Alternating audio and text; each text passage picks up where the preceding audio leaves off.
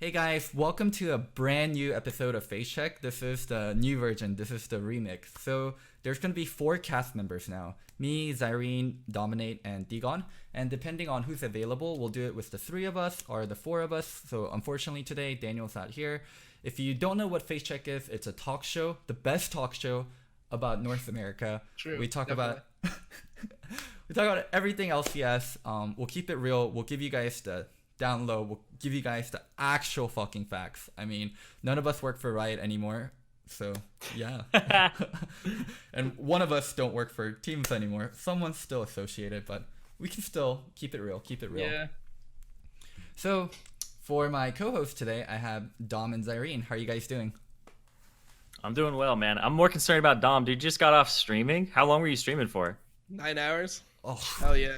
Let's go. 9 hours Oh and my God. let's fucking talk about some League. I'm No, it wasn't like- that brutal. When you win a lot of games, so like it doesn't really matter how long you stream.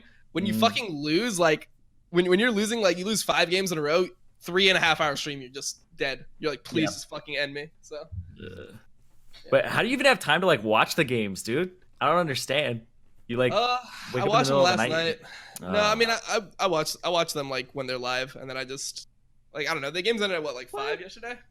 Yeah, They ended yeah. at like 5. I slept like 5 to like midnight, and then streamed at 1. So Yeah. Thank God the games are actually like pretty fast right now. Yeah, they were super short. It's because none of the games were close, really. Felt like. Yeah. There's like 1 or 2, that's about it. But even then they ended like 30 minutes off of Baron. Hmm. all right. Let's get starting. Let's get started to talk about LCS. Do you guys want to go shitters first, or do you guys want to go good teams first? I mean, do you just want to talk about the games, or you want to talk about the teams? What Yeah. Like What would you prefer? Let's go team by team and give our thoughts, because if you go each individual game, I feel like we'll bounce back between teams, and we can talk more Okay. specifics about the games like as we go into the teams. Well, Sounds good. Let's do it. Let's start with Clutch. Dom, what are your thoughts on Clutch? The new they have Cody Sun, no more Piglet, no more our favorite AD carry anymore. They still suck. Like, what else? What other opinion can you have? Can you have a different opinion than they just suck at this point? Like, Yeah. did they look promising? I don't know. Kind like Cody Sun was up some CS versus the Tarek Sona. Dude, Huh? I almost No? bought into the Okay. hype. I knew they were gonna be shit. I called them shit, but Demonte has been saying, "Yo, this feels like my team now. Like it's never Yeah. felt like this when it was in Challenger. It Okay. kind of felt like this." Let's get to the real fucking shit. Let's get to the real shit. Okay. Do you think it was good that they kicked Piglet? I think it was good that they kicked Piglet for their long term, because they weren't developing short term with Piglet, and Piglet was never going to be a long term piece for them. But I hate how they kicked him, and they don't even talk about him, and he's now Yeah. tweeting passive aggressive shit in Korean. So I think they just handled it. Wait, what did he say in Korean, dude? I don't speak Korean. Holy shit! Wait, what did he say? Give me the information. He's saying like, "Oh my god, like this, I'm so fucking frustrated. Like they're I don't want to misquote, so don't fucking quote me, people, on Twitch chat. But like, he's just venting But absolutely frustration. quote him. He's venting frustration. He's saying things are bullshit. He's just being really fucking passive aggressive. Do you think the same thing happened with him and Clutch that happened with him and TL? I mean, We don't have to get into specifics, or do you think it was just like strictly play, or do you think it was personality problems, or like what do you think? definitely you think personality clashes. I think he clashed a lot with the NA players, especially the Monte, especially Vulcan. Damn, that's Well, crazy. I never heard of that before. That's insane. All right, Well, cool. I think it's gonna happen to Piglet pretty much wherever he goes, because I think like people will pick him up because he's a good player or has like a history. And I don't think so, bro. You think he's getting picked up? well, I just think In people will pick him up. I don't know if they'll pick him up here, but I think ultimately they'll realize like he's capped as a teammate, right? He's not going to get any better as a teammate right now. He's got to go through some actual like personal like growth to get to that point, because I think he's just going to be like a really selfish like teammate for a very long time.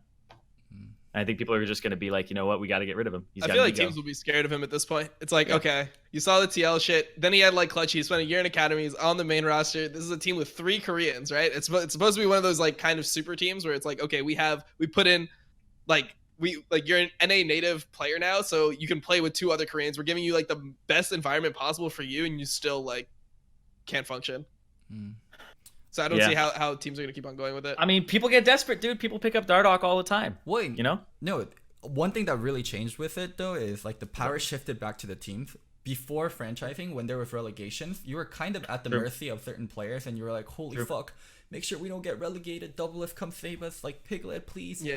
And then now we don't have that anymore, so I think the toxic players are actually getting kicked around. Yeah. I think there still is a like type of relegation that can happen. If a team is so bad for so long, they can get kicked out of the league. So I think it takes like 2 years of a team being at the bottom. It's Damn, like being Golden bottom Guardians two. must be fucking like so thankful that they're not shit Yeah. anymore. They must be sucking Froggen off or something. He's actually just 1v9 every game. No, I dude, swear. that's what I was saying last week. I was Uh-huh. like, my boy Froggen is actually such a fucking good He's player. so good. Mhm. He's Holy actually shit. really good. People just sleep on him because he was on bad teams for a while. Okay. Yeah, I mean, he got 7th place a whole bunch, but it's like the teams he was on just were not working with him. Like, Yeah, bro. It's bad. It's really bad.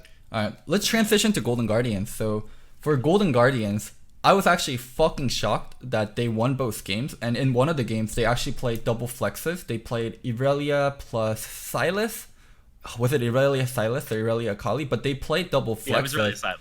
And Yeah, and he played the Aurelia mid. Like that's like that's what Froggen should be bad at. As Yeah. a player, that's like what I think it's like scary. It's like, oh shit, Froggen's playing like Akali Aurelia type stuff.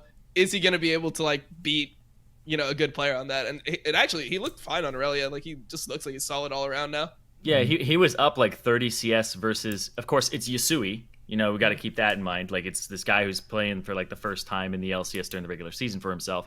So he's up against his Ryze though, and I thought that was a matchup where like Ryze should be able to like beat the Aurelia early, and like there wasn't too much disturbance in it. And then Froggen's just up, and they get to 1-3-1. And I actually thought Golden Guardians had like the best 1-3-1 of the weekend in like those games that they played.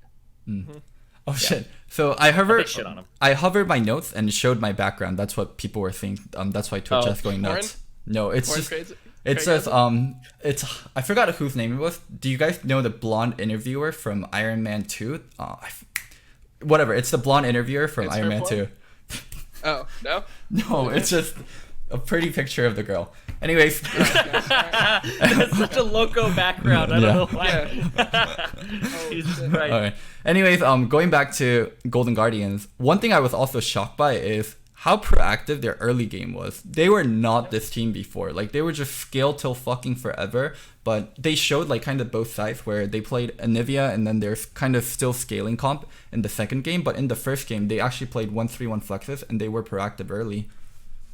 Yeah, I don't know. It feels really weird to like judge teams because a lot of these teams are doing just like weird picks. So I actually don't really like how they played their like proactive or whatever early game. The early game versus FlyQuest that Golden Guardians played, where they had the Jace versus top or the Jace versus Pike top. Yeah. They were like, okay, we're gonna like play heavily around this lane, and like Conche's is just gonna sit up here and not really do anything, but just make sure that the Jace can actually just like not get ganked, because that's the huge weakness of Jace. If he gets ganked early, then he's just shit champion. Mhm. But like that didn't look profitable, and I feel like if Viper is playing something that's like not Pike top, like Aurelia or something, I feel like they don't get anything out of that. Like he actually got so far, Contracts got so far behind Santorin for doing that. Like he's like 4 camps behind in the first 4 minutes. That's such a big jungle lead that I feel like you can't give that away to a better team, because the only reason that they got back into that game was the dragon fight. Like just Santorin just started like a level 3 dragon and they just all died pretty much. They lost flashes, they lost the dragon, Santorin like died. Like it was just a train wreck, right? So I feel like when you play versus good teams, they're not going to give you that option. It's like you're essentially, sure, you're playing around top, but you're essentially doing nothing in the early game there, which I don't really like.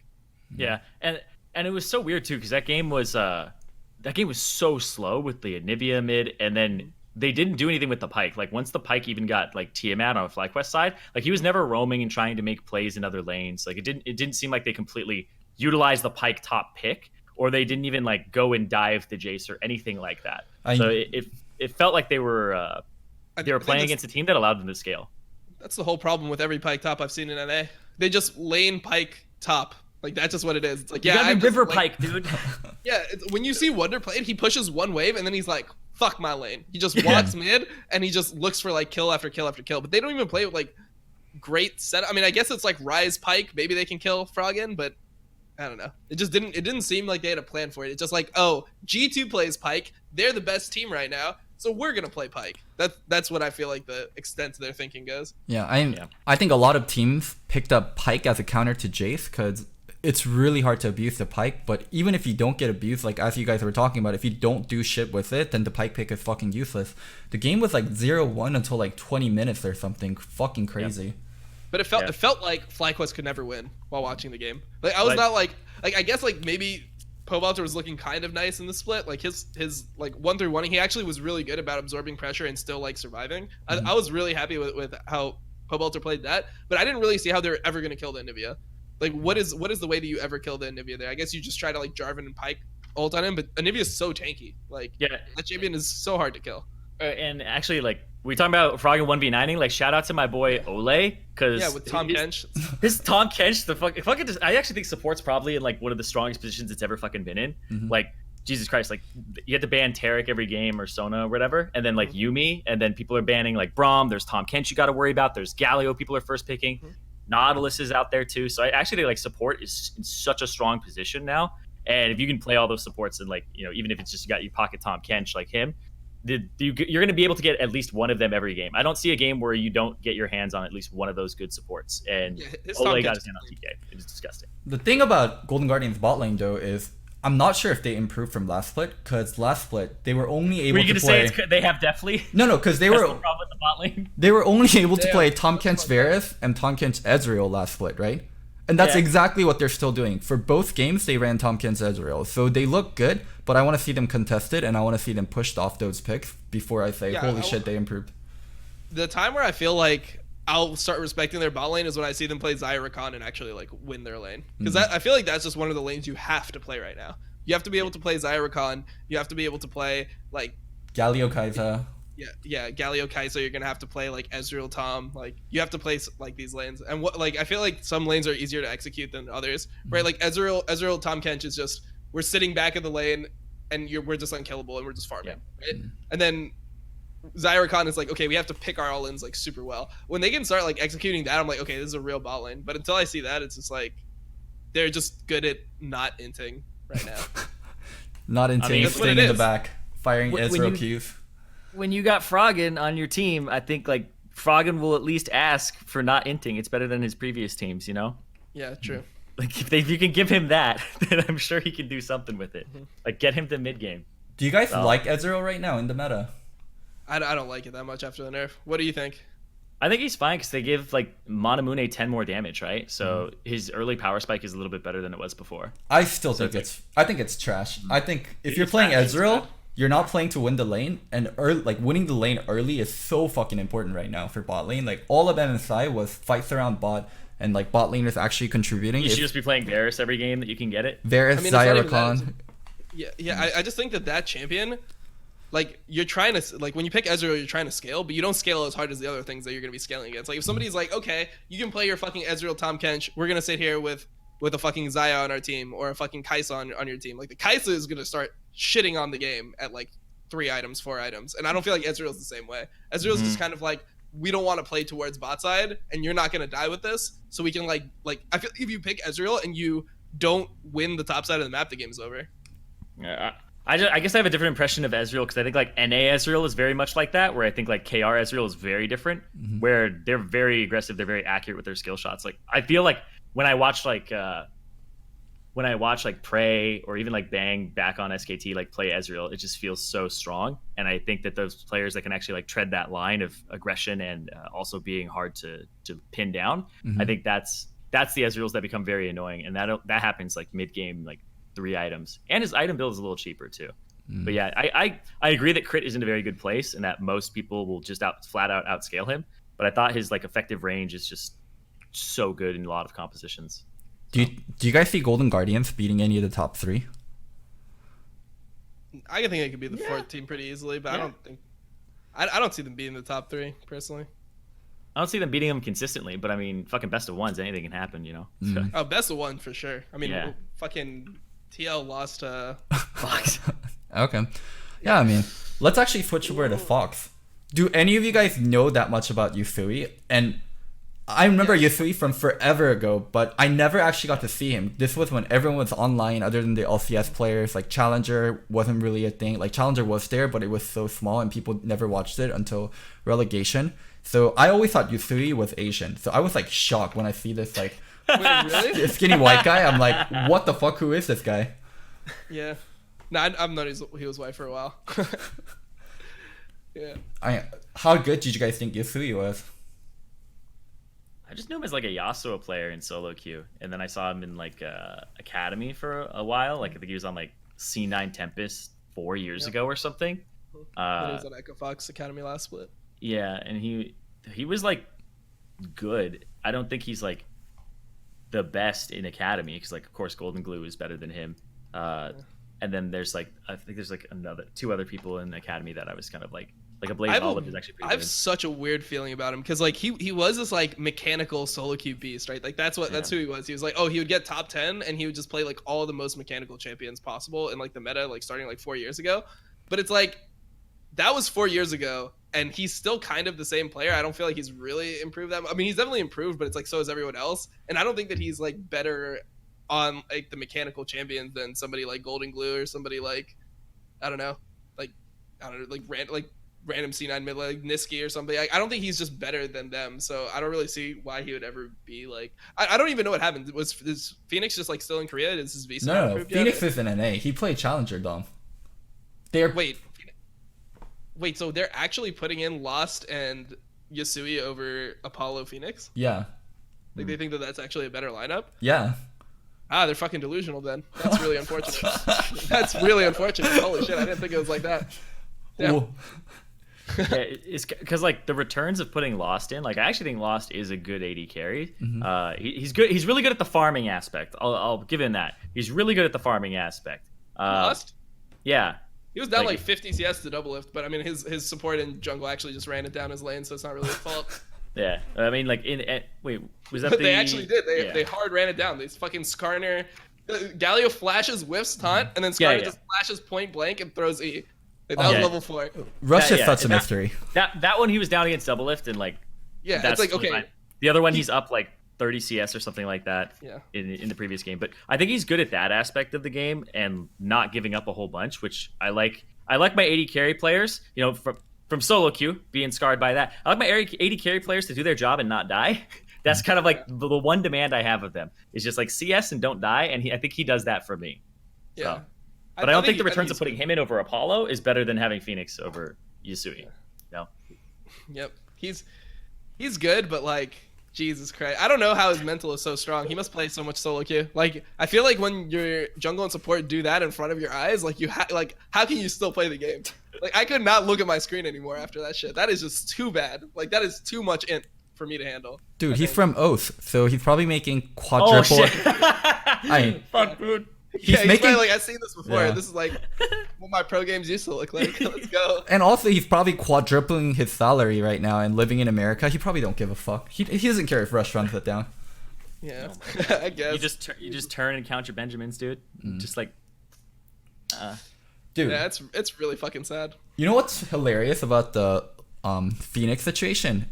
If Phoenix didn't get kicked from Echo Fox middle of the split, he'd be a resident right now. Yeah, he'd be a resident. Yeah. So yeah. Echo Fox would be able to run Phoenix Lost if they wanted to, if they didn't fuck over Phoenix last split or last year. But cause they fucked Phoenix over, they have to play Yasui. Yeah. They fucked both of them. Honestly, wait, what do you think? Do you think that fucking OC players should be imports? I feel like they're not imports, bro. Like that, I just don't like how OC players and like I feel like if you're from a wildcard region, you shouldn't be an import.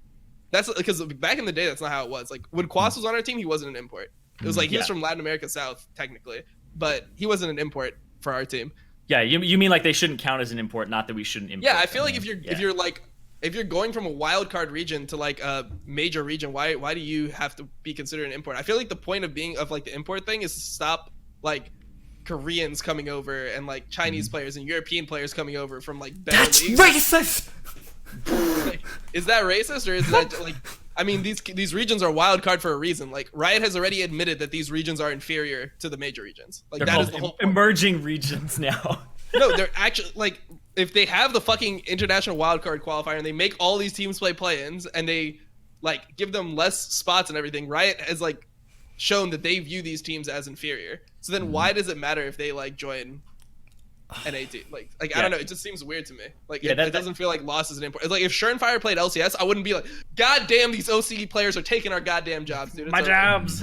Yeah. But like I think what Riot's done is like they removed the term wildcard, and now it's emerging region, and they can take pretty much any spot that they want fuck in a national emerging? tournament. Yeah, I know. They thought wildcard was kind of like, I don't know. Like a little So bit fucking dumb. negative connotation. Emerging is like more positive, but it's like if NA like sucks at MSI and Worlds for like a year or a year and a half, we'll lose our spot, right? Mhm. And if Vietnam like actually just like just say Vietnam and like Latin America, like they do really well at MSI and Worlds for the next 2 years, they take our fucking spots. Like that's how it Jesus. works now in tournament placing. Holy So yeah, like the top regions are competing for their spots, and that's why like Vietnam is now like getting more spots at Worlds and stuff like that. So Bro, if I have to start like after being in EUS, if I have to start calling the Turkish region a fucking emerging region and not a wild card region, I'm gonna lose it. That is dude. wild card. That is a Dude. fucking wild card region if I've ever seen one. Yeah, Gee. I mean, just terminology that they like got on us about. They're like, don't use this term, use this term. We're trying to introduce it. It's like, well, it's already stuck with the public. There's no way we're changing that. Wildcard is catchy too. Back onto your import point, if I do think it makes sense like that wildcard or emerging region players don't count as import, so they get a shot because elsewise like Yeah. they're competing with Korean players for spots in North America, and players like Absolutely. Surenfire like they'll never get a shot if they count as import. Yo, Yes, but opportunity cost. seriously, I actually believe that like Surenfire is a better player than Lyra right now. Like, Oh, if I had to go and I was like, who do I think will perform better in LCS? I would take Surenfire over Lyra any day of the fucking week. I'm telling you, I play against both these motherfuckers in solo queue. I don't care what Lyra's communication, what he could possibly be saying in game. He is just so much fucking worse than Surenfire that it doesn't matter. Like it's just like Yeah. put Surenfire in, he has to be better. Rush or Surenfire? Rush or Surenfire? Yeah. I'll I'd take go Surenfire Rush. any day. Really? I'll take Ooh. Surenfire any day. Yep. I think Surenfire is just strictly better right now. Like I don't think that there's that much. Like it's also not like Surenfire's never played competitive before. Like he's Yeah. played competitive in OCE. He like dominated that league. He just won everything in that league. So he's been in teams before. It's not like he's completely unproven solo queue talent. And he just has like, I feel like he's the type of player that would give it a team and identity. Like he's the type of player that they'll come to a team and be like, I want to play the game this way. Whereas I feel like other junglers will just be like, I'm along for the ride. Like, do you guys win bottom? Okay, I'll play around bot. And then they just like fucking walk bottom level 3 and like drop a ward in the tri bush. They're like, nice, I did it. Going to crab. Like, Tarzan I don't or know. Surenfire? oof. Oh man. Is Tarzan gonna come to my house and kill me? That is what I'm thinking of right now. Okay, skill wise, what is it? We isolate Tarzan. He's not gonna get to kill teammates. He's not gonna kill teammates. Yeah. He's probably better, but like, he's just gonna be a psychopath probably. I would assume. Like, just based off previous interactions, like, he'll probably be. I don't know. I feel like your team could have like one psycho player. Like, it should be okay. You're not allowed to. Yeah. Wait, that's yeah, the critical mass. two psycho players. Like, you put me and Piglet on the team, then you're gonna have a fucking problem, right? But like, when I was the lone psychopath, it was okay. Like, it worked out. Jesus Christ. Yeah, it's like the same thing with Dardoch, right? Like, Dardoch can be on a team as long as there's no other psycho. But if there's one other player that has mental illness, it's over. Oh my god. It's just done. That's just how it works. Yikes. Okay, let's go a little bit back to Echo Fox. I think Solo actually played so well throughout both games. What do you guys think about Solo's performance? He's a beast. Yep. I hate that guy, but he's a beast. Oh, Yeah. But I That think that's a respect. huge compliment. That right? respect. That's a huge compliment. Because That guy flames me every single day in solo queue. Every single time I've ever played with him, he gets solo killed and then he blames me. But he's actually really good right now. Playing really well. Yeah. I'm telling you, every jungler in high elo hates that guy, but he's good. Oh yeah. No, I think he got like huge warnings. oh, I can back explain. in Challenger. Yeah. Like he got warnings where like I remember our Challenger Oh guy wait, he was on your fucking Yeah, team. so- You coached this yeah, motherfucker. so- Okay. Oh really? Oh shit. So Yeah. we would get emails where it's like, hey guys, like if Solo doesn't reform, we're gonna Yep. need to. Well, he's not gonna get to play. We're gonna suspend games if he types one more time. Like this is the last straw. Like if he types one more time, we will actually fucking suspend him. So we had a sit down. We had like a big boy talk. Like, if you want to be in LCS, if you don't want to get fucking suspended, make sure you don't fucking open your mouth. And he was actually a good boy. And then after like 3 months, like they send us the email and they're like, yeah, Solo's been really good. Like, he hasn't been doing shit. But after he made LCS, he's like, yes, time to be toxic again. I haven't gotten warned in a while. The thing that pissed me off the most about Solo is he seems like the type of person where if like my whole solo queue team was in a room together, like we were all like in the same room and he was right next to me, and that type of shit was happening in game, I swear he would not be saying the same shit. But he's like one of those like internet like keyboard. Yeah, no, players in where, person like, he's I feel not like he's like that. really at all. nice in person. Yeah, he's like really nice in person, but like on the internet he's like a fucking troll. Where it's just that to me just triggers me super hard. In person, along with Centauran, he was the best teammate on Gold Coin United. Damn. What about Phoenix? What about Phoenix? He'd be one of the worst teammates. Oh my fucking god. Bad teammate? Wait, what? Are you fucking Dom? Are you fucking with me? He's trolling, right? Are you trolling, Dom? Did Phoenix bit. Phoenix fucking pay you to say nice shit? Holy fuck. No. He was like he like became kind of crazy towards like I don't know when I was working with when you were our coach, I felt like He was my okay. relationship with him was like a little. It was like already like kind of weird. I think Piglet had a lot of negative influence on Phoenix. We say this all the time, but I definitely do think that's a huge thing. Dude, it's the Korean culture, man. You gotta look up to your elders and emulate them. See? If your elder is like crazy, you're just gonna be crazy. That's how it works. Yeah. That's why Lust Boy turned out to be such a good boy, because I was his elder and he looked up to me. God. Holy shit. All right. Damn, it's fucked up. Let's go to FlyQuest. So FlyQuest is one of the teams that I expected to be really solid, because last split they had their shit together and they don't have any players on their team that's like really gonna cause problems. Like, who is gonna cause problems on FlyQuest? So I expected them to be good right away, but they somehow dropped both games. So I was actually kind of shocked. Yeah, I'm surprised. Like, so what is exactly happening with their support situation? So Is there JJ support? played. yeah, Yeah. JJ. So, like, is there other support here? Yeah, Or- Wadid is here, and they're supposed to split time in academy. And when I asked them about why the hell did you guys get Wadid, like, JJ seemed really good. JJ's a North American support. He's really young. He's developing. You thought JJ seemed really good last split? I thought he was 4th or 5th. Best support, yeah. I feel like he's just like he just dies a lot randomly. He has like so many inexcusable deaths. I feel like where it's like that's an int, that's another int. But like he still like plays aggressively. I like that like his mentality, right? He's still doing shit. He's not one of those players that's like hiding and then like still int sometimes. He's like inting aggressively because he wants to do stuff. Inting aggressively, dude. I respect the aggressive int. Like I respect like seeing like my fucking jungler just like Rek'Sai ult into like the mid tier 2 turret at like 5 minutes. I'm like, let's go. Like that's the fucking shit I want to see out of you, you know? But yeah, I mean, JJ's developing. He's a young player. He's North American. Like, why the fuck would you want to stunt his growth? So I didn't really understand. And they said they picked up Wadid to give JJ more motivation. So maybe he was lazy or something, but that pickup really didn't make sense. Yeah, I mean, I think Wadid's probably just better than him right now as well. Which if they're trying to actually go for like Worlds to split or something like that, I feel like they don't have, like it's hard to give a person time to develop in summer. It's just kind of like I think they're at the point where they realize that they could actually make Worlds, like they have a chance. So. And their way of doing it is getting a Korean support. Yeah, get somebody who's just better. Do you think it puts them over the top for the top 3? I feel like No, but I mean, I think No. they're trying. You've been awfully quiet about FlyQuest, Irene. No takes? I just think that this team is boring to me. Like, Ooh. they're very bland. Like, I think other teams have a lot going for them, and then this team is kind of like everybody just kind of sits around, and Viper like almost pushes against that, but he's like the newest member, so he doesn't really have much power, it seems, to drag anything towards him. They're not like empowering him like a Licorice or anything like that, or empowering him in the right ways. And I think in their game, Santorin got exploited a lot in the first one.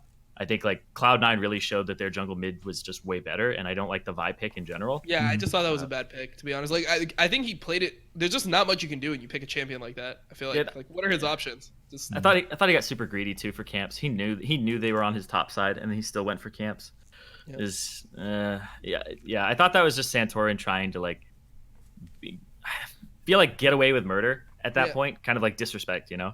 It's like the same thing. This is the same thing I always say in fucking solo queue, because when you play it like high rated games, right? You play challenger games. playing meta is always like more beneficial, right? And then people are Yeah. like, why don't like Dom, you play like all this like random shit in fucking Diamond? Why don't you ever play that stuff in Challenger? It's because you lose options to like go for things. Like when he's playing Vi, it's not like he has like, it's like, oh, I can just not go to my top side and give them my whole top side. But it's not like he can do anything positive with that. It's like the right play is just letting them take his shit, which doesn't feel good. So like I just don't like picks like that where you don't have like, I want to pick the fucking strongest thing possible. So like, hey, they're on my top side, we can fight on my top side. Like that's what I would prefer every single time.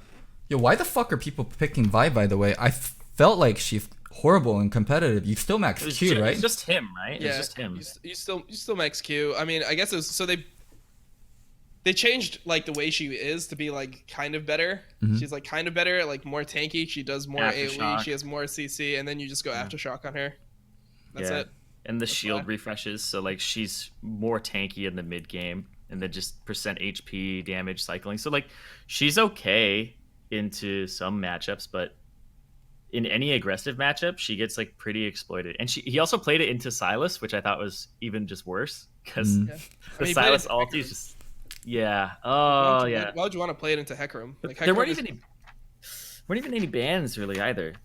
I mean, the problem with that matchup is that Vi just doesn't do enough damage to kill Hecarim. So like, sure, you can burst off. If you want, you can burst off like half of Hecarim's health. Nice. He's just gonna turn around with W and Conquer and then shit on you, and you have no counterplay to this. So the Vi pick is just like, I guess they must have had a strategy like, okay, we're gonna like dive with it or like use the ultimate in some way because that's the only real reason I can see. Vi to me is just so fucking shitty and competitive because you max Q like you said, and if people flash your Q, then you lose all your fucking damage and you're in middle of their team. And also like the ultimate versus Zhonya's and like coordinated teams just seems so fucking bad. I mean, you just use the Q like now with the way that you use it, because before the Q knockback was like based on how long you charge it. Now it's like a static like amount of knockup. So you just ult first. You just like Q ult, and then by the time that like that's done, you'll have another Q and you just CC them. Yeah, I don't know. She's just the combo in your denting blows. Yeah, she's janky Jarvan, dude. Like, just play Jarvan in any situation that you would want to play Vi. Legitimately. Yeah. It's like when people are like, why don't you play like Red Kayn? I'm like, why don't you just fucking play Rek'Sai? They're literally like the same champion, you know? Yeah. Like, yeah. I mean, it's just Kayn scales better than Rek'Sai, so. Yeah, Kayn scales better, but literally Kayn has no early game, so that matters so much. Yeah. Zyrene, give me a team you're excited for. Team I'm excited for. If we want to go back to Golden Guardians, but yeah, I was gonna say Golden Guardians myself. Yeah. All right. Yeah, that's the one I'm excited for because like I think Froggen actually like popped off really hard. Ole like backed him up, and then we even had Contracts doing well, which Contracts has been like pretty up and down based on like how the early game goes. But I thought they were able to play a slow game, and then they were able to play a fast game too. So like I want to see them play against a team that's like a big powerhouse because they played against Fox and they also played against Fly.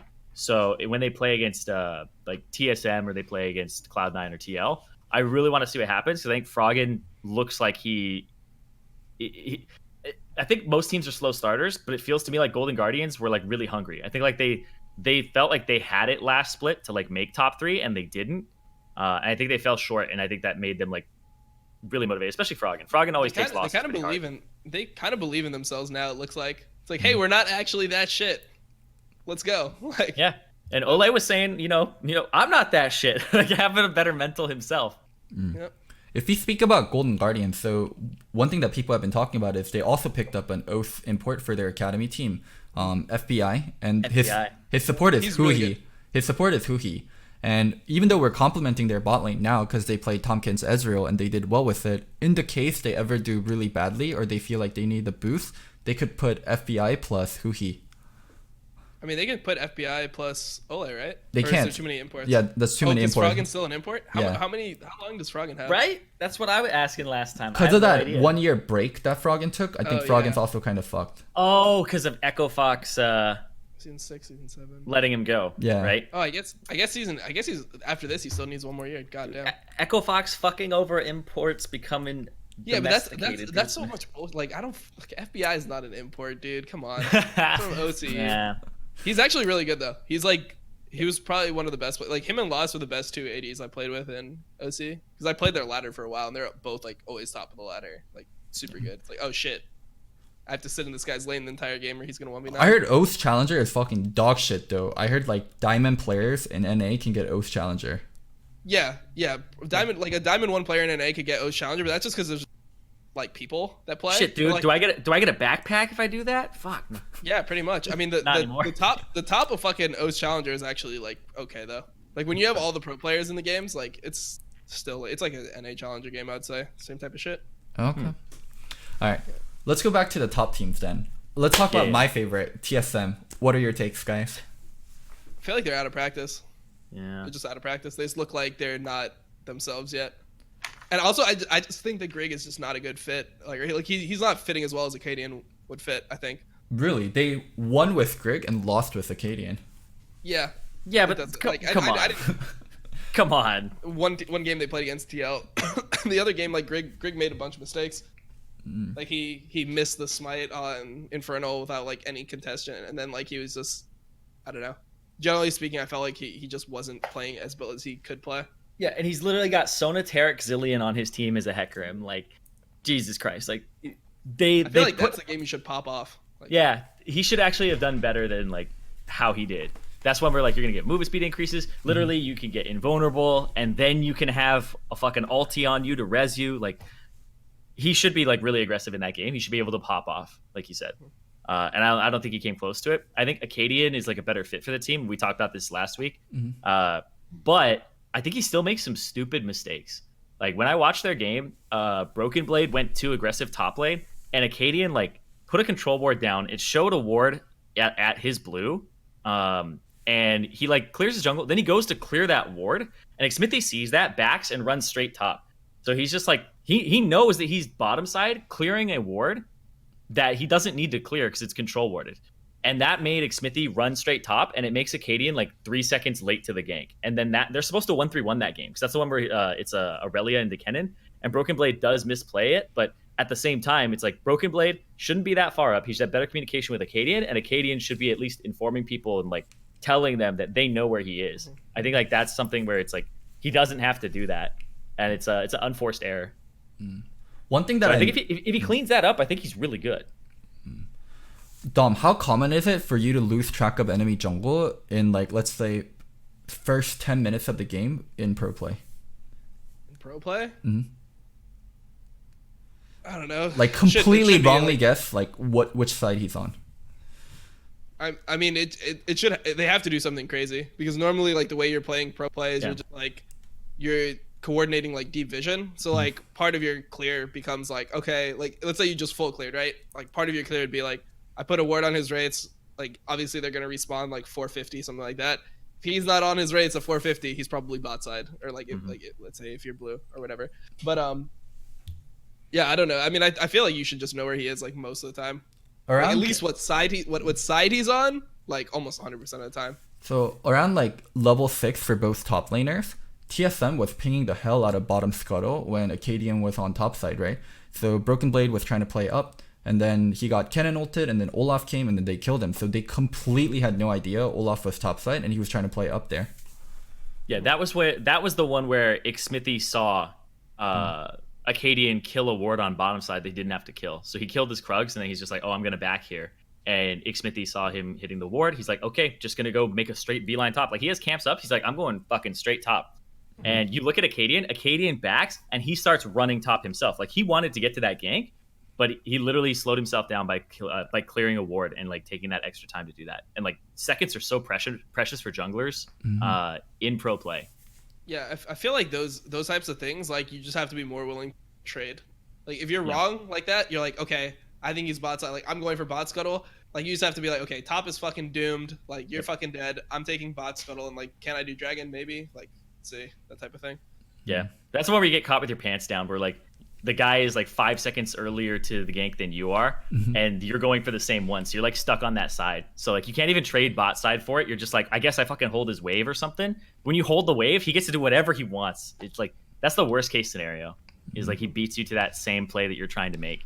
Yeah. That's the worst feeling as a jungler.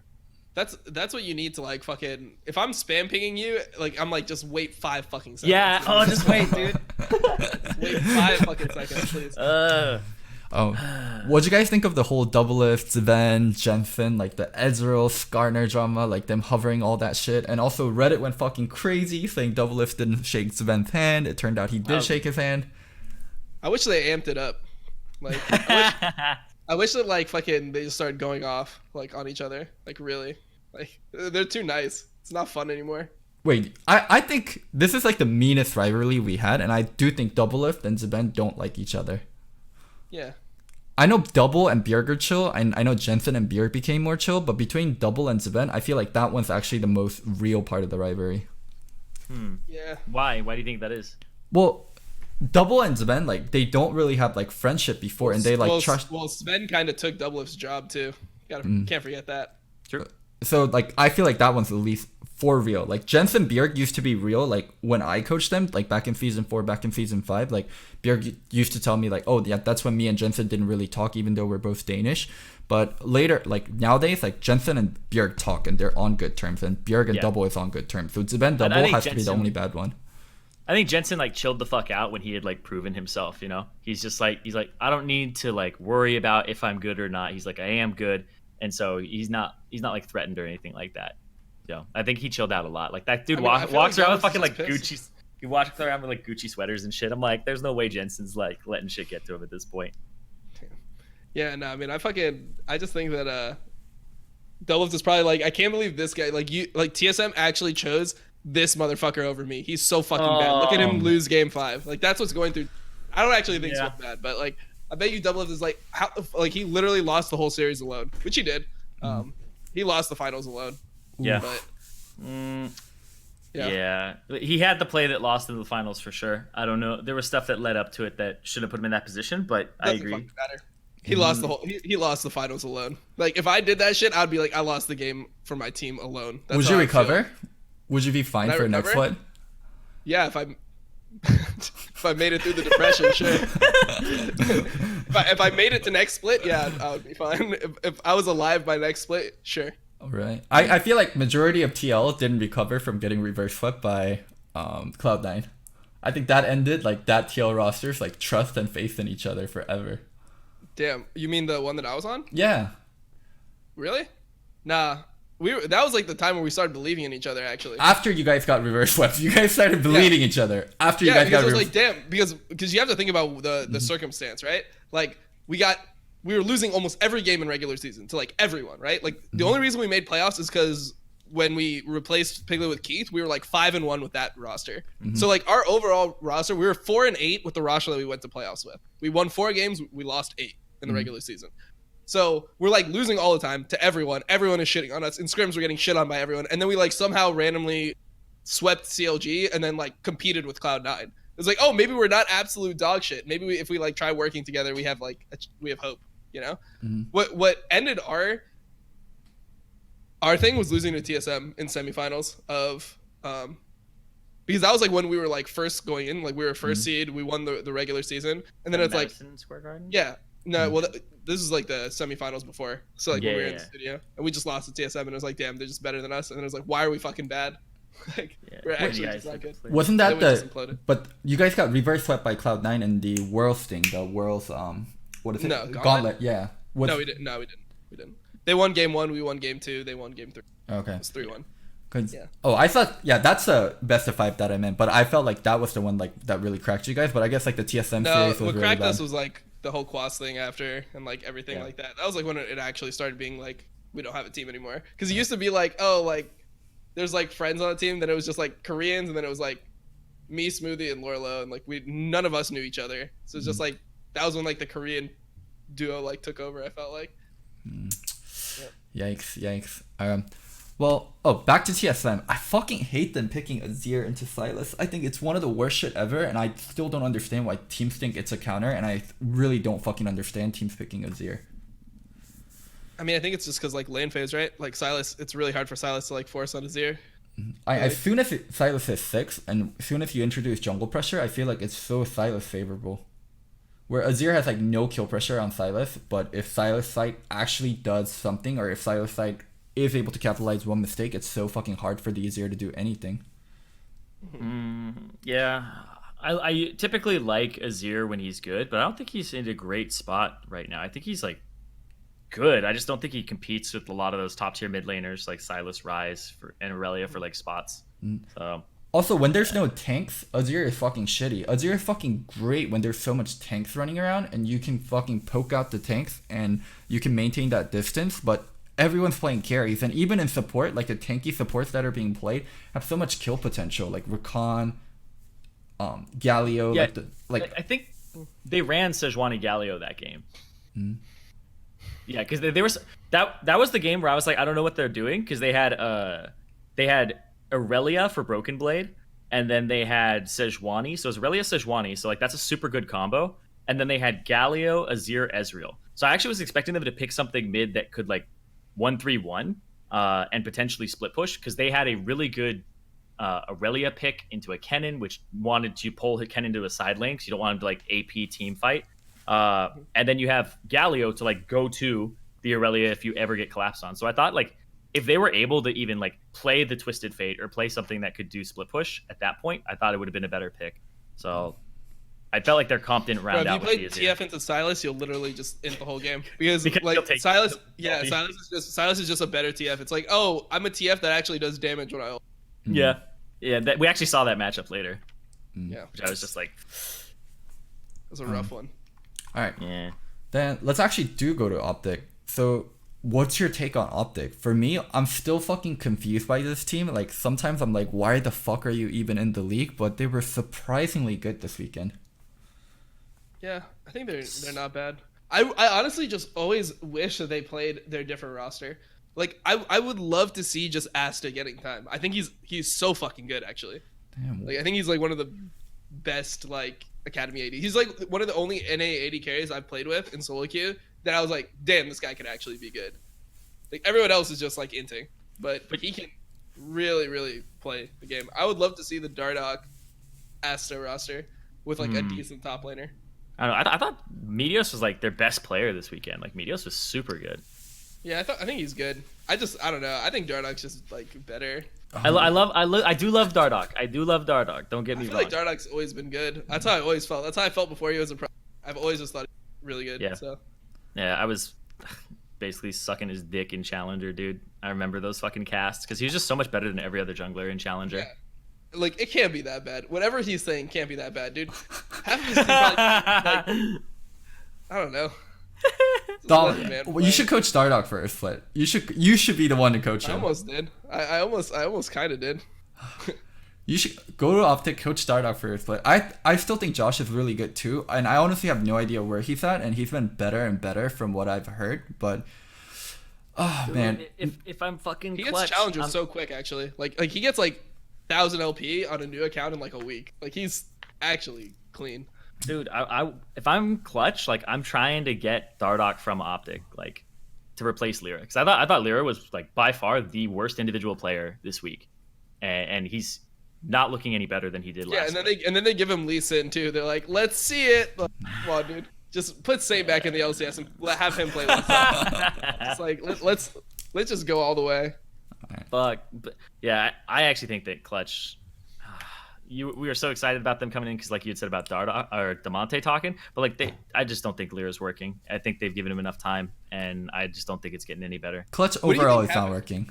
What do you mean? What do you think happened with Lyra? Because he was so good in spring 2017, and then he just became dog.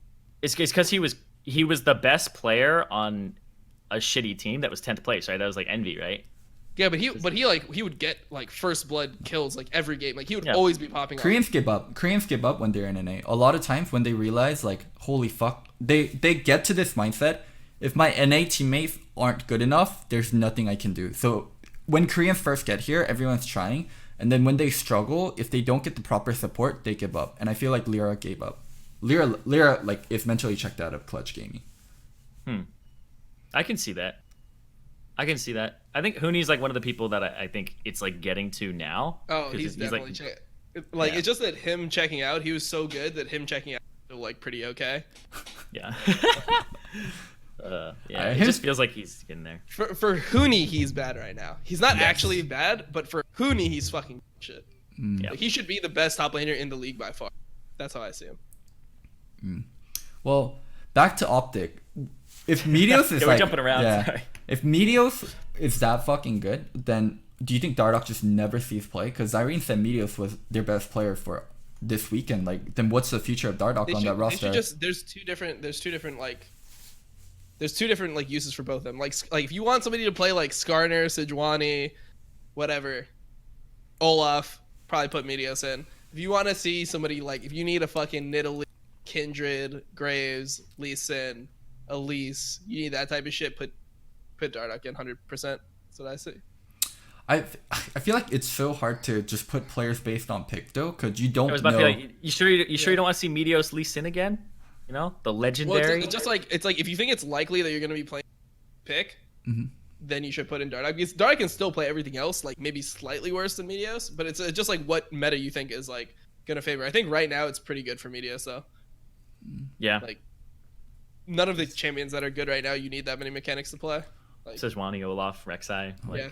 Sejuani, Skarner, Olaf, Rek'Sai, Jarvan, Skarner, maybe Karthus, Vi if you're Santorin. No. Also, Meteos is just playing so fucking well. Like, him on 100 Thieves, like, I'm not sure how common this pathing is.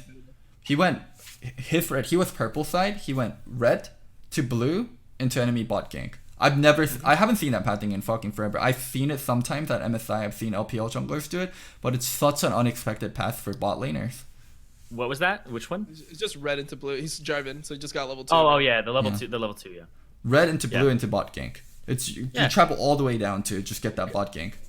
Because Meteos is really like meta about things, and I don't mean that in like, you know, we've established a meta. He's like meta about things. He's like, why do people ward at this time? It's because this gank is normal. It's like, why do they wait to ward? It's because if you don't ward here, if he started this side, he'll be here at this time, so you don't want to like waste ward time. So he makes people have to think about what he could potentially do, and he thinks about why they do stuff. So he's very like consciously competent, like I was saying before last week, where he knows why things work and he could tell you why in great detail. He's very good teacher, to be honest, and he's able to like be like, oh, this is why I do this gank, because I always see them do this type of thing. He's the type of player that I think will always be good in LCS, like always be good, no matter, even if his mechanics are dog shit and it becomes like a really difficult meta or something. I feel like he'll always be good because he just understands what is unexpected. Like he understands because that has so much power at LCS. I'm telling you, there's so many times like there's so many like whenever I played LCS, if I was like, they're probably not gonna expect this shit, it always felt good. Like it's always like oh, I burn a flash, I get a kill, like that type of shit. It always felt like it had power. So he understands like what the normal game is. Like, okay, this is like the normal fucking like Sejuani pathing, this is the normal Rek'Sai pathing, like full clear bot side, walk to top side, get my blue, do scuttle. Like he knows all that shit, and then he's just like, okay, what can I like do to abuse that? Yeah, that like might get me slightly behind if it fails, but you know, at the end of the day, like jungler in LCS, you're not gonna fucking carry like right now as a jungler in LCS through like items and farm. You're gonna carry through pressure. So exactly, it's like okay your to camps, not worth as much as like ganking. Yeah. It's okay to be down like 10 CS if you're like impacting a lane or blowing a flash. Yeah, and I think he understands that like one of the biggest parts of being a jungler is that Fog of War is accounted for in your power budget. That's why you have to buy like a smite at the beginning of the game. That's why you don't have like any combat stats like a longsword or anything like that at the start. And he uses that to its fullest extent. And unpredictability is probably his biggest weapon, like you're saying. Like I actually don't think a lot of people appreciate how hard it is to actually gank in professional play.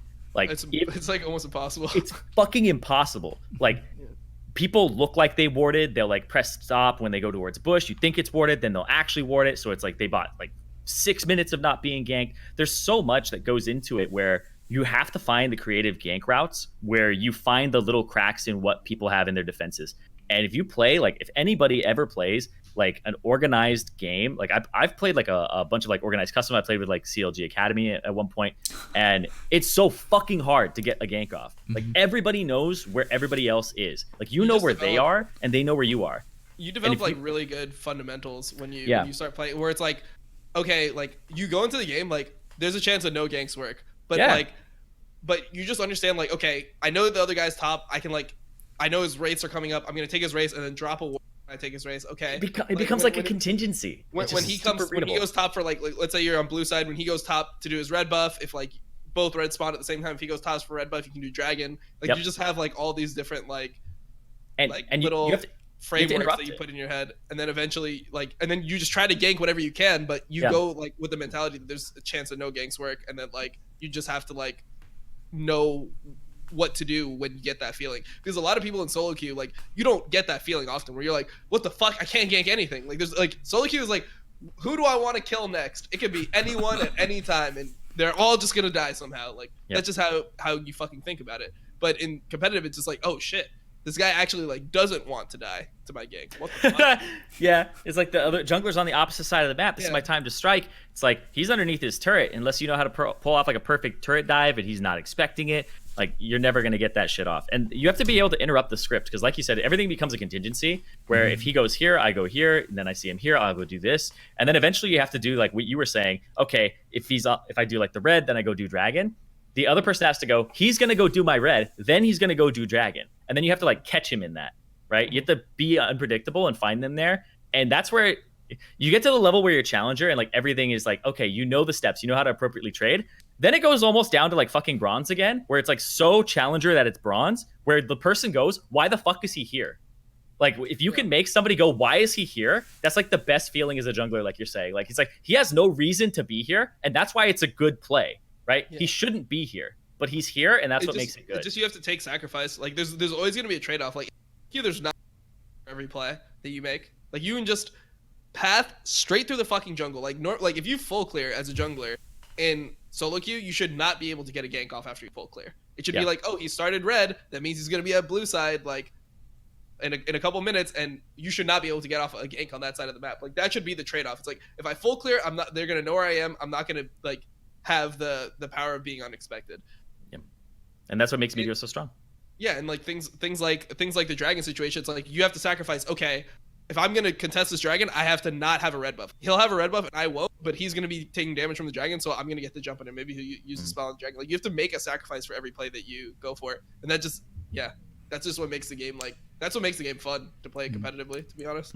Damn, as a coach, I listen to all that, I'm like, wait, but idiots get ganked all the fucking time, even with wards up. In scrims. not so much in competitive, I felt like. Not in like LCS. I felt like there's so many less like retard deaths in LCS than in scrims. Like, everyone's solo queue. I think the ones that I see in LCS are where people get greedy with their flash, where they don't think they have to flash, and the person just like makes the super aggro play on them. Like, I think it cost Hakuho, where he was like greedy with his flash on Nautilus. Yeah, he like saw the Skarner coming, and then he just got super greedy and didn't flash over one wall, and then kept walking, and then he got caught because they like sped up to him and they flashed on him. So I mean, I feel like there's a lot of times in pro play where like you can see the adrenaline gets the players, like, okay, let's like fucking go for this. Yeah. And that's how I saw the Fox game versus TL, like the flash from Hako, like the level 3 gank with Skarner Galio. It looks like you look at that gank and they're in their right frame of mind. That shit's never working in your goddamn life. Like, how are you supposed to kill Zaya in that situation?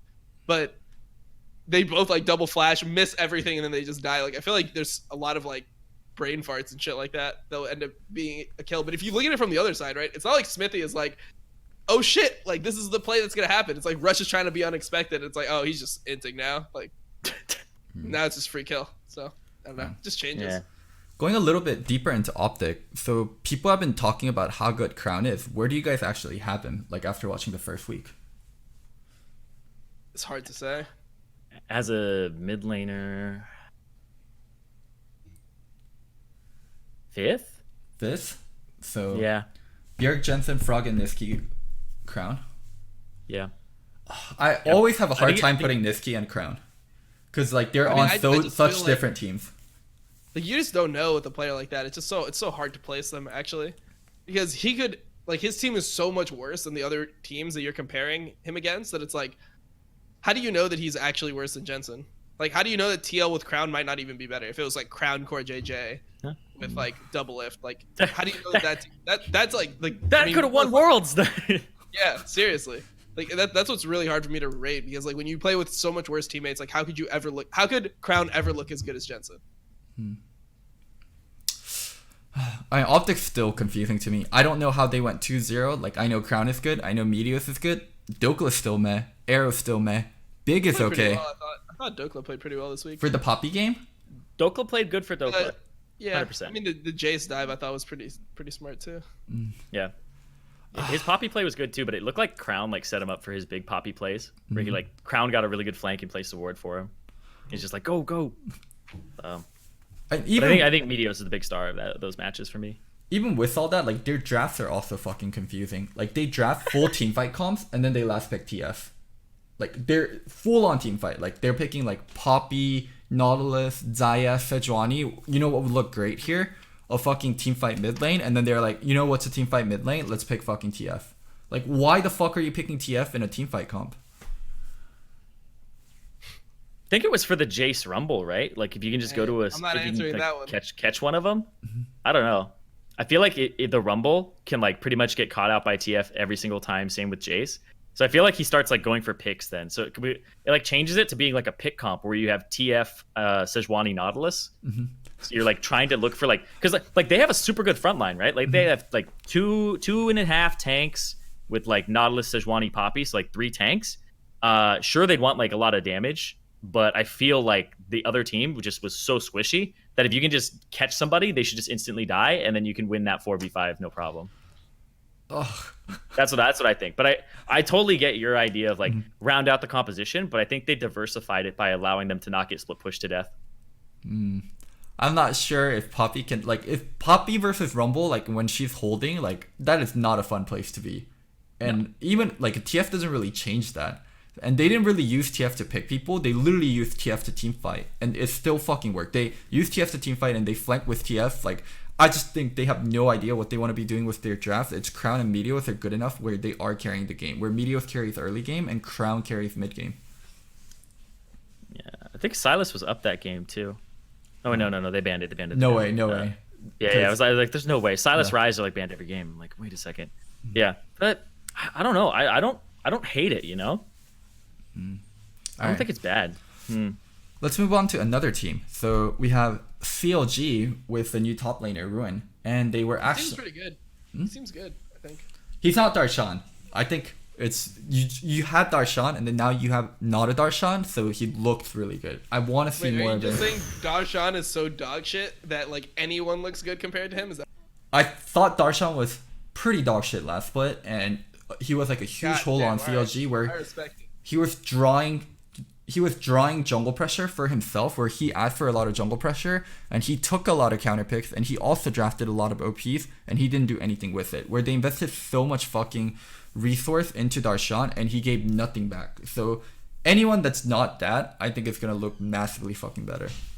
Yeah, I think they actually did stuff. You know, I actually got a little bit excited for CLG again, in the first time for years.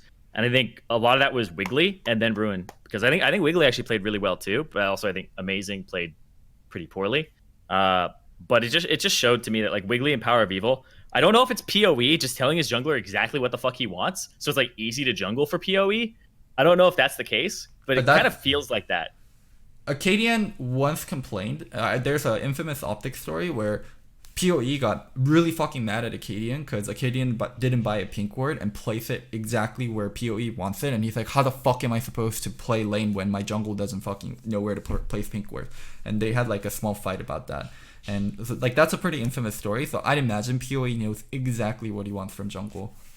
Okay, so I'll give a little more credit to PoE because like Wiggly was right there with him, just right by his side the entire time, and it made it really easy for him to open up the map and have like Ruin help him. So even in like the game they lost to TSM, that game was super close like the whole time, until the very end. Plus it's a hard comp to play against. Also, I just fucking hate Tarek Sona. I would like if I was a fucking LCS player, I would ask for that shit to be banned. Play against that shit. That shit, like people always say, they're like, oh, it's fine. Yeah, Clutch, you can just play fucking Zaya Rakan into it. It's gonna be fucking great. Doesn't fucking look great, dude. It feels like every single time I see Tarek Sona, they just shit on the entire game.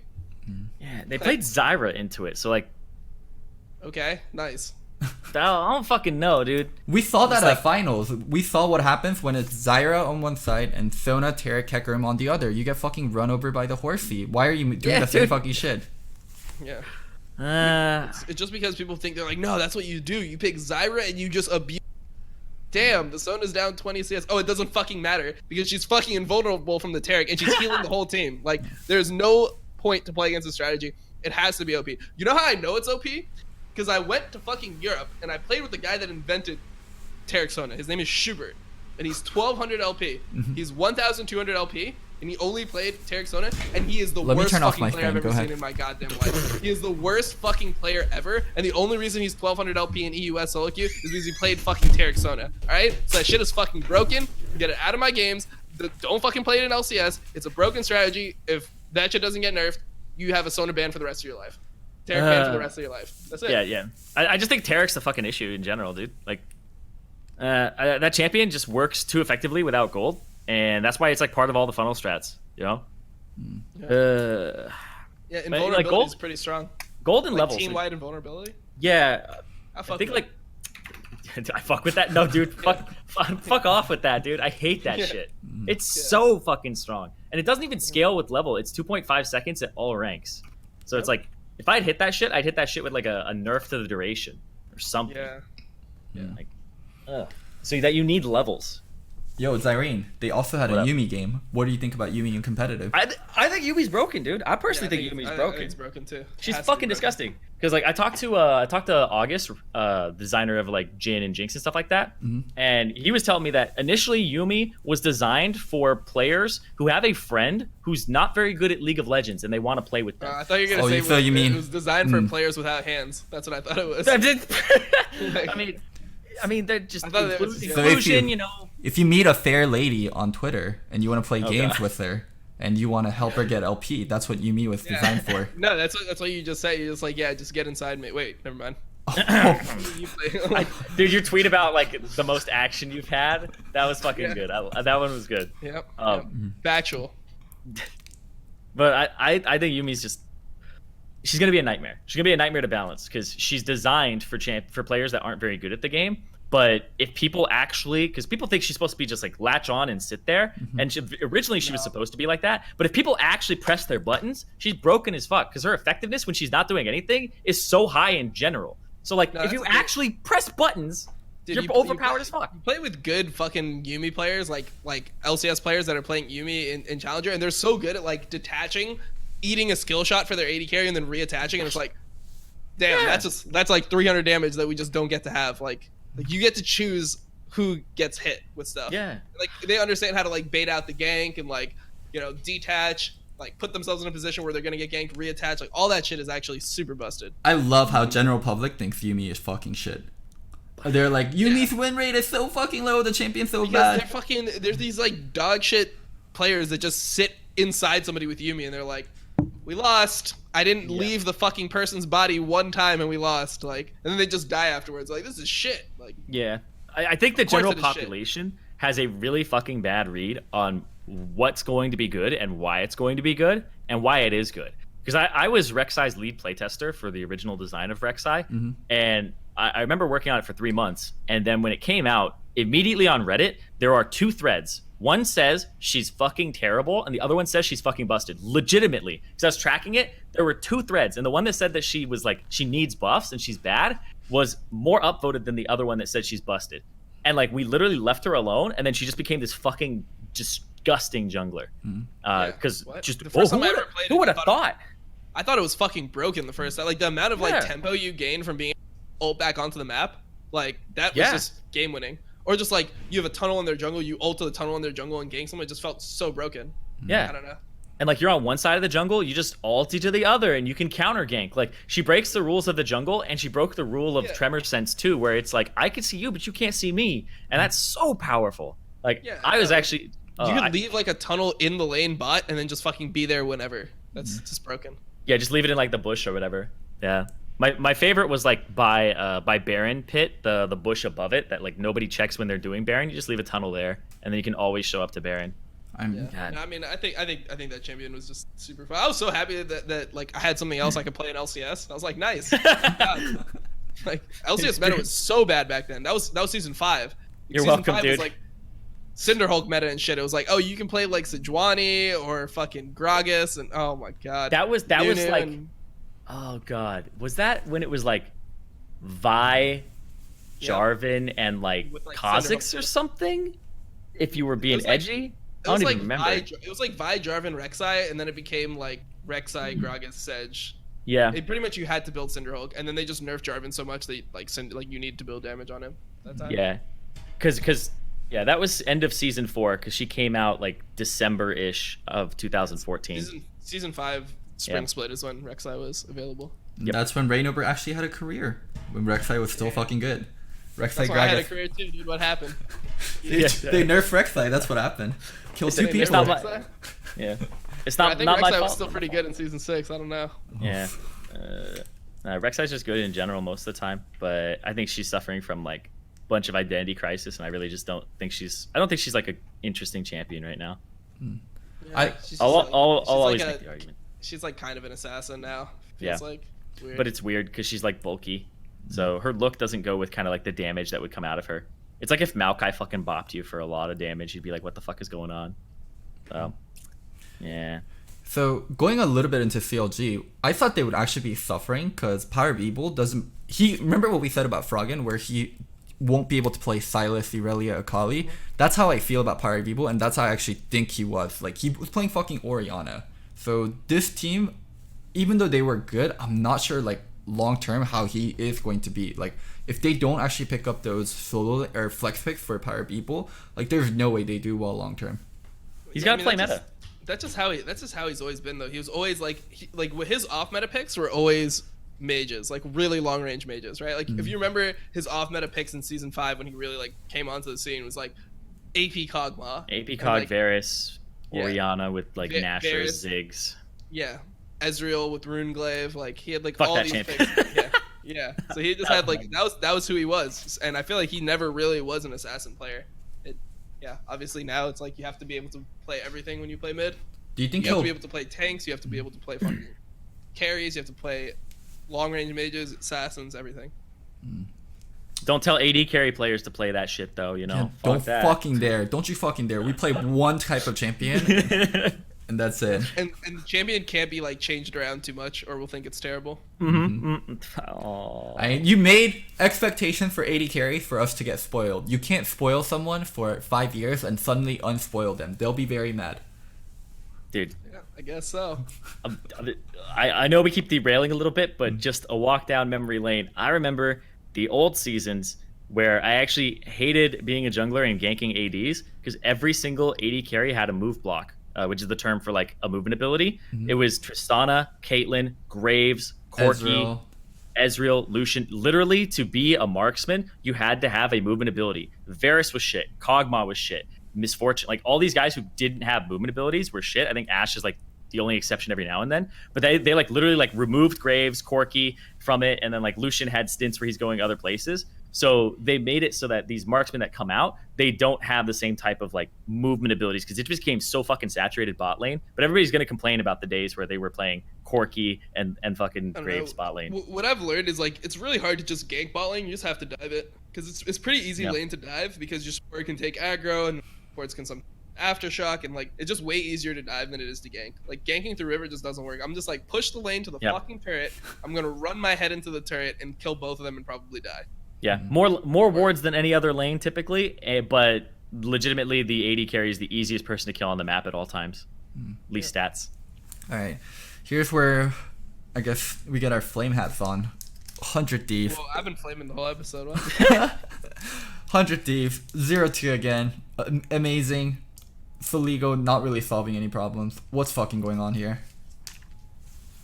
They need to fucking do something, dude. Their games. Okay, this is what you learn from. It doesn't fucking matter who you get top or AD carry. Mid lane is the most important role in the game. If you have a dog shit mid laner like Huhi or Soligo, you will always be. You need a good mid laner. That is the most important part of any fucking team. That's what you learn from it.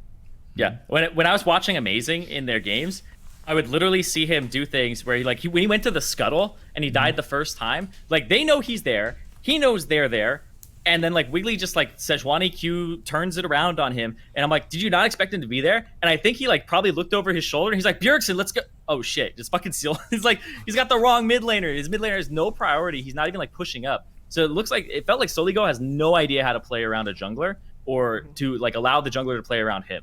is just kind of like, I just need to lane. That's all I need to do. So I think he's like too worried about himself and like his own role and not getting outclassed that he's not like helping Amazing at all. And Amazing's gonna have to seed the map. And then that's what's happened in the second game. Because there's such a fucking slow bleed. Like the first game was like Amazing just getting slapped around and not being able to do anything in the jungle. And the second game was him just not being able to do anything because they just didn't want to do anything.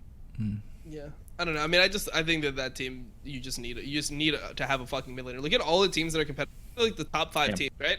Top 5 teams. You've got Jensen, Niski, Bjergsen, Froggen, and Pobelter. Froggen and Pobelter. It's like those are arguably the top 5 mids in the league. And potentially Crown afterwards, right? Like Pobelter's the only exception. Yeah. So it's like, yeah. So like every single team that looks like it can be promising has a fucking good mid, right? Like you can't play without a fucking mid laner. You can't. You need a fucking mid laner, dude. Especially with this new meta where there's fucking crabs all around the place. Like there's just more. There's more stuff around mid lane now. So you need a fucking mid laner that like gets prio and like wants to do shit. That's like the centerpiece. That like in pro play, that decides like what you can do. If your mid laner's winning, sure, you can fucking bring him. You can dive top. You can dive bot. You can do dragon. You can get crab. You can do anything. But like if your mid laner just can't win lane 1v1, what do? You just get choked out. I always like when I'm kind of teaching people this concept. It's a big one in chess. And it's at the middle of the map is so important because there's just more mobility. Like you put a knight in the middle of the map, you can move to 8 different squares. It's the octa-knight. And if you have a knight on the side, you're actually blocked and don't have as much movement in different directions. So controlling the center gives you so much freedom, and it's equidistance to anything else that you want to do on the map. And the map is asymmetric because of the jungle role, right? If I go bottom and the other jungler goes top, there's that asymmetry, right? Or there's that mirrored part of it, right? If I go mid, if he goes to a different lane, like I can still go after I go mid, go to the opposite fucking lane of his, and I just win. Because if he went top, I went mid and ganked, we can just go and now go bottom. So you get more out of being able to do stuff mid, and if you can't do anything mid because your mid laner is shit, then like you're gonna lose the map. And once you control mid, everything you do is just faster because you have priority on which way you. So like if you want to dive bot and you have priority mid, you just walk straight fucking bot. Like you can just walk straight. If you're the lane that has to defend that gank and you don't have priority mid, you have to walk all the way around. Tier 2, man. T2. It just takes way too much time, and then it's like, oh, they didn't go for the gank. Like they can just half go back mid, and then you have to run all the way back around again. You just lose so much time, and time is like everything in this game. So someday mid. Someday mid. That's the solution. Bring back Ryu or someday mid. Anyone fucking mid, bro. You need a mid laner that can just like clear the wave and just be like there. That's what Niski does. Just clear the wave and then just be like ready to fucking do shit. Play meta champions, play flexes, and like be able to like work with the team. Are they tense again then? Without being able to switch out to Ligo, are they tense again? Oh, I don't know, dude. Clutch with Lyra is always gonna be like, I don't know. They got Huni, so I don't even care. I don't care if they're 10th or 9th. It's all the same shit. They're fucking bad. Like they're just gonna be fucking bad. Yeah. I mean, like if Amazing and Soligo can somehow like improve together to like find Soligo's cap, or like he's got all this potential or something. I don't know how they're gonna fucking unlock it. Like beats me, but man, I don't know. Maybe they'll get to the point where they start subbing in Ryu or something because he's back. All right. Yeah, please put anyone, literally anyone. Like AD carry actually is not that important right now in competitive. I feel like. No, like, it hasn't been for important. Like 2 years or something.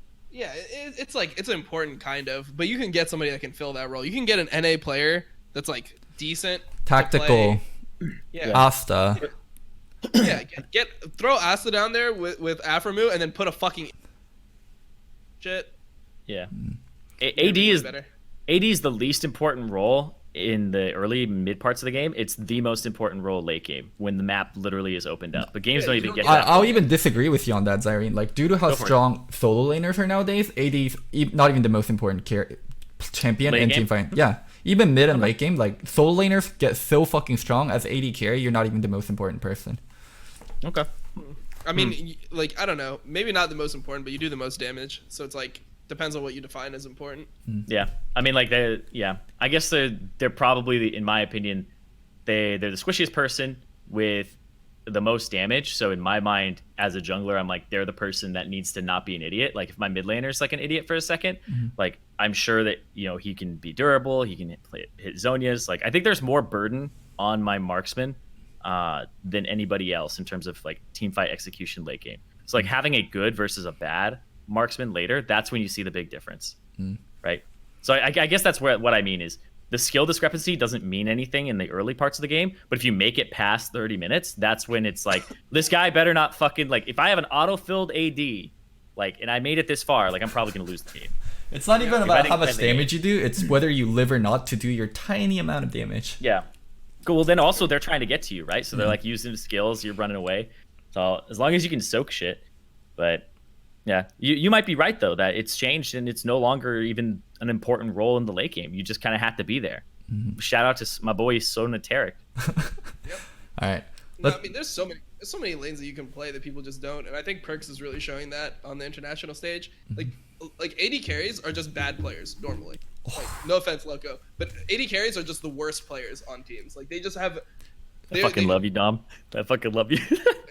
I agree with you, but it used to not be like this. It used to not be like this. I agree with you now. Before it used to be the support was the worst player on the team. But now the AD carries are the worst players on the team. So they can't actually play the different things that could go in their lane because what they do. Like they can only auto attack and dodge skill shots. Yeah. What about using skills? Like have you seen double play Vladimir before? You don't want that shit on your team ever. Solo queue, not solo queue, competitive. Like you never want that shit on your team. We're the most abusable, but so we're the greatest about whining, and we're like, yo, the other guy is really abusable too. Make sure you fucking dive this shit. Make sure you fucking kill bot lane. We're the best whiners. AD carries are like the biggest whiners, but they're actually like all put. Like junglers are like the real psychopaths where they're like, no, I'm gonna fucking run it down. Say another word, dude. I'm a fucking AFK. That's that shit that I like. But I don't know. I mean, AD carries are just so like they can't actually. I mean, this is literally what I was talking about with Perks. Like he's shown that there are so many champions you can play in that role that people just can't. They can't mechanically play. Yeah. They can't mechanically play those champions, and it just ruins like their idea of how strong something actually is. They're like, oh, I mean, maybe that could be good, but it's probably not. In like, I don't know, man. Like, fucking, like, Syndra bot looked really fucking good when Perks was playing it. Like, seems very viable. I've seen some fucking, like, Vel'Koz Veigar lanes. Like, that shit is so toxic to play against. Like, there's so much to play down bottom lane, and people just discount it because they're like, it's not a marksman. I don't want to play it. I don't want to play it. It's like, it's probably fucking great. You think Sonateric was bad at the end of Season 8? Like, you think Sonateric, like, no one just knew about Sonateric. Like, that shit was the same. That shit was literally the same fucking strategy. It just, no one, like, was crazy enough to actually commit and play it. There's so many lanes that are probably out there that you could play that no one wants to play. But I think the lack of flexibility that people have had as marksman players for years, because we were talking about it, where we haven't demanded as a role for them to play anything but marksman the entire time.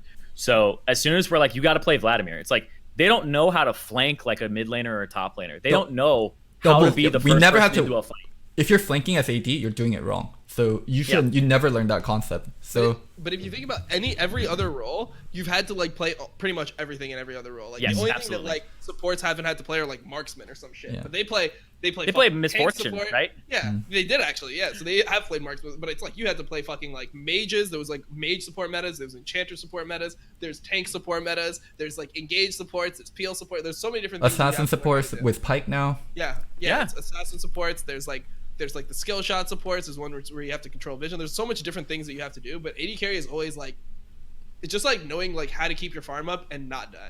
Yep, they're very similar. They're plug and play with like some differences between the kits, but the fundamentals are the same. Their transferable skill set is just pretty universal for the marksman role.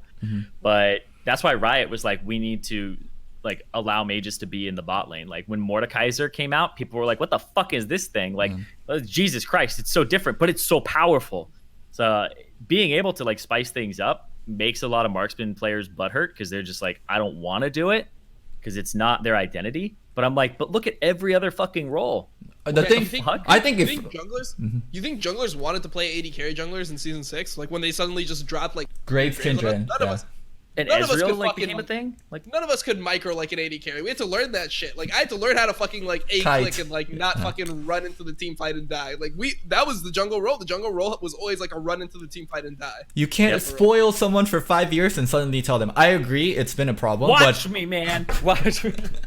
That's why AD carries cry so much, because for 5 years you never asked this out of us, and then after 5 years you're suddenly fucking asking. Like, fuck, I didn't develop that skill set. Yeah, and that's why Perks is like, fuck it, I'll do it. Like Yep. he's like, yeah, I'm just a mid laner. I can play your shitty role. All right, last team Was we. Perks originally an AD like way back in the day? I have no idea. I think he played both. I think he was in like solo queue or something like that before he got picked Wasn't up. he a But ribbon one anyway, trick? Or am I thinking Caps? I don't No, know. that was Forbidden. That was the Riven one. Oh yeah, that was Vivian. You're right. You're right. Same with Faker, like all these guys. All right, let's go to our last team, C9. So I think C9 actually looked the best in week 1. They had great drafts, great teamwork. I'm the most excited about C9. Yeah, I think they're pretty good. I mean, it's just hard to tell right now, really, to be honest. Like, who did they play against? They played against Clutch. Clutch and FlyQuest. Clutch and Fight. Yeah, that's like I can't learn anything from that, really, to be honest. Because I think both those teams are playing bad right now. I think FlyQuest is playing bad, and I think Clutch is playing bad. Yeah, that was the fucking Santorin Vi game, right? Yeah. Yeah. I can't take anything away from that game. Dude, Like, really, Licorice is about still a his strength. fucking monster, though. Oh yeah, he's insanely good, but he's always been insanely good. His Aatrox was, oh my god, Aatrox is such a disgusting state right now. Aatrox is my ban in solo queue. Like fuck that champion, dude. That thing Hell is no, I ban Vayne every super. fucking game. Vayne banned still after the Rageblade nerf. Yeah, even like, dude. So the thing is, there's like with the champions I play, none of my champions are actually good versus Vayne. Like besides for kha'zix. Like if I'm like blind picking a Hecarim or a Rek'Sai, if the Vayne shits on lane, the game is over. But I mean, sometimes I'll ban Kindred because Kindred is like the same thing from the jungle role, but just not as good. I gotcha. Yeah, I ban Aatrox now, but I was banning Vladimir for like the past 6 months. Oh, Like, Yeah. I banned a Kali for a while, and then I started yeah. all right. ban. So there's something I want to touch on. It's not LCS, but Zyrene has a hard cap at noon, so I definitely do want to touch on it. Did you guys hear about the TFblade editing drama stuff? Yeah. Oh my god, let's fucking go. Let's fucking go.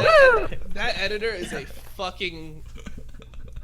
That is a fucking monkey, dude. That is not a fucking human being. Oh, Like, the things that he was saying, like, do you see his tweet when he was like, "Hey, regardless of what happened, I gained 100 followers today on Twitter." So you went from I can't make rent, but I gained 100 followers. I can't make rent. Like, what the fuck are you saying? And then he's like, someone's like, your career's over. Like, you couldn't even make rent. And then he's like, I lost money and then made some. You went from having 100% revenue of TFblade's channel, and somehow you're gonna be making more money. Like, what the fuck are you doing? Are you editing for Faker now, and he's giving you fucking 100% revenue plus bonus? How are you making more money? Stop fucking bullshitting, dude. Just take the fucking L. Well, I mean, it's just literally like, how can you complain? Like, if I number one, he said, TFblade is not my boss. That is not how that shit works. If you work for my channel, and I ask you to do something many times nicely, and you keep on failing to do it, I have the right to fire you. Yes. That's just how it is. Like, That is every single fucking editor that I've had has understood that like, it's my channel, and like, what I say, like what I want for my channel is what actually goes. And I don't ask for anything ridiculous either, and I try to pay people like fairly, etc. But you can't just not upload on a channel because YouTube is so algorithm based. You need to have a certain amount of uploads per month for the algorithm to actually even put out your content. So you like he just didn't do his job, and then he's upset that he loses his revenue because he didn't do his job. It's like, what the fuck, bro? That's how it works. Like, if I just don't stream, like, let's say I'm just like, hey, I don't want to stream that much this month. I actually did this last month. I streamed 100 hours a month instead of like the 220 I normally stream. Well, guess what? I made fucking like 40% of the money that month that I normally would make. That's just how it goes. Like, you fucking don't put in work. Like, yeah. And like, if I had somebody that if Team Liquid wanted me to do more hours and I refused to do it, and they fucking fired me, what am I gonna do? Am I gonna cry about that? Makes no sense. Zyrene, so for the viewers that don't have context, can you give the outline of the story of what happened? So TFblade apparently had warned this guy multiple times about his quality of work. He said and even admitted that he was working and like changing his living situation and stuff, so he was going to be slacking on work. Told him not to hire another editor. TFblade hires a second editor because he needs to still operate his fucking channel.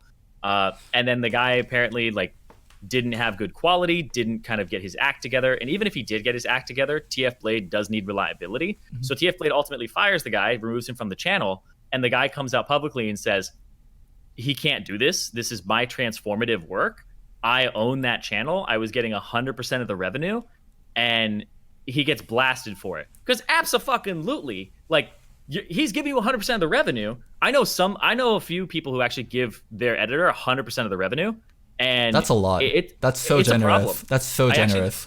I actually know a few of them, because what happens is these league personalities go, well, I'm not doing YouTube. If you're gonna do YouTube for me, it's just gonna increase my stream numbers. So like you can just take the revenue. I know who you're talking about, but that was like different. I know who you're talking about, right? Yeah, but it has to be okay. I guess does he not want his name said, or is it like a secret? I don't know. I don't know, to be honest. Well, whatever. Fucking I know Boxbox does that shit. Yeah. And it makes sense because it's like fucking just friends and stuff. But like he didn't do anything for his YouTube, and like they started way at the beginning, so they built like the whole thing.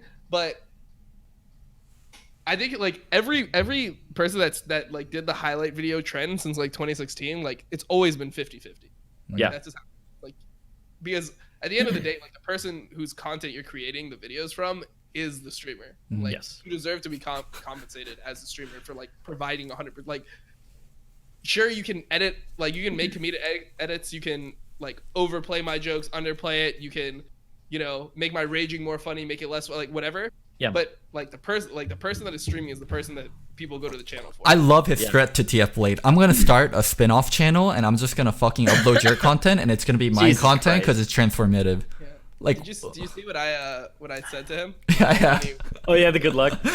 Yeah, I'm like, good luck with your transformative and comedic content, bro. God, and like that. Just so everybody out there knows, like this is a standard work for hire type situation, and a work for hire is a contract and like a copyright thing that you have with your employer that says the employee is making a work for you and it belongs to you, not the employee.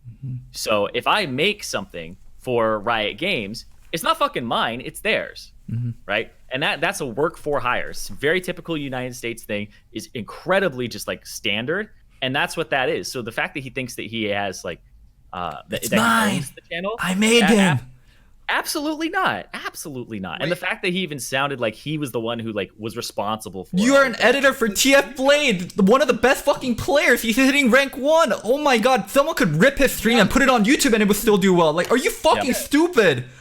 You know how easy it, like, what people don't understand is like 50% of revenue. So like I was doing 50% of revenue, and like there's months where like this guy went from making, he's like, I could barely afford to like feed my family. I'm making like $500 a month US, to like making like 12K a month, like just for editing for like a big fucking streamer. Like TFblade in my channel is about the same size. So if he's making 100%, he had the possibility to make like 25K a month. This guy. And he fucked it up 100%. And like how much of a fucking like low life do you have to be to have that opportunity put in front of you? Like, hey, you can change your fucking life with this amount of money that like somebody just like gave you. And TFblade literally gave it to him. It's not like it's not like he was the only editor that TFblade could have chose, right? You can make 25K a fucking month if you do this shit correctly, and you're not gonna fucking do that. Like, really? Okay, sure. All right. And I think the cherry on top is I went and I watched a lot of the VODs just so I could like form a better opinion on it, and I actually think that his work did not suit TFblade at all. I actually think that he was cutting. He was cutting. Yeah, he was cutting in a formulaic way. Sure, there's comedic cuts, there's things like that, but I think his music choice wasn't good, and it doesn't resonate with the normal population. He's actually cutting like video game music, like Final Fantasy fights and stuff like that. And he's comedic cutting, but he's missing the mark very slightly in most of it, or like using clips that are too long. And I didn't think it was good. And then when I watched like the newer one, I was like, literally all the person did is fucking like play music and make a TFblade montage. And I was like, TFblade is a fucking good enough player. That's actually all his channel needs to be. Like his Aurelia, like 1v5, killing like 3.5 people, almost all of them. Like I'm just like, that's fucking easy content right there. Like people aren't watching TFblade because he's like super funny or anything like that. Like he's fucking good at the game. You know when you have an editor that like really gets it. Like there's editors that make your content better, and there's editors that just, it just is what it is. That's why you're willing to give 50% of the revenue, because he is that good and he makes it that easy for you, and all you need to do is stream. Like, no, I mean, like when I had Fed as an editor, like Fed just understood comedic timing. Like he understood what like I was going for when I would say certain type of shit. Like if I like said like certain jokes, like he would know how to play that up, and that's like why my channel was so successful in the early days, because Fed was just such a good editor. And then You're getting muted out, by the way, Dom. Stay close to your mic. Oh, you're completely muted. Oh. You completely muted. You hit something. Is it a lag thing? I don't think it's lag. But Fed knows how to tell a fucking story with his edits. Like We still can't hear you. Can't hear. But yeah, but Fed knows how to tell a fucking story with his edits. Like Fed'll make it not just like, oh, this is a montage. It's like, today we're doing this, boys, and then he'll like actually cut it up in a way where it's like progressing, and like there's like cuts to other things that have like nothing to do with it, just for like pacing resets and stuff. But yeah, Right. we got nothing. Nothing. It's luckily it's noon, and then the mic problem happened at the very end, and Zyrene has a hard cap. Hello. Wait, talk again, Dom. hello. Okay, there we go. Okay. Okay. I just had to reselect it in Discord. All right. Anyways, let's end the show out. I'll start with mine. Shout out to my editor, Wild Wild West. You make my shit so much better. Thank you, Zyrene. Thank you, Dom, for being on the show. Thank you. Yeah, no, it was fun being here. I'm sure. Are we gonna have Digon join us next? Yeah. Yeah, hopefully. Sounds good. Sounds good. So yeah, I'm looking forward to the next show too. Zyrene, final thoughts? I hope the LCS is a little better next week, because I fell asleep. I actually literally fell asleep. Wow. Nah, it will be. That's just like how it. What people don't understand is like these players, like when they play like by the time that they get good, it's like they've been playing 2 months as a team practicing. Like a lot of these players took like a month where they're like not really playing serious, and then they just have been playing like the last 2 weeks. So it's just solo queue out there right now. All right. It'll be better. Yeah. Cool. All right.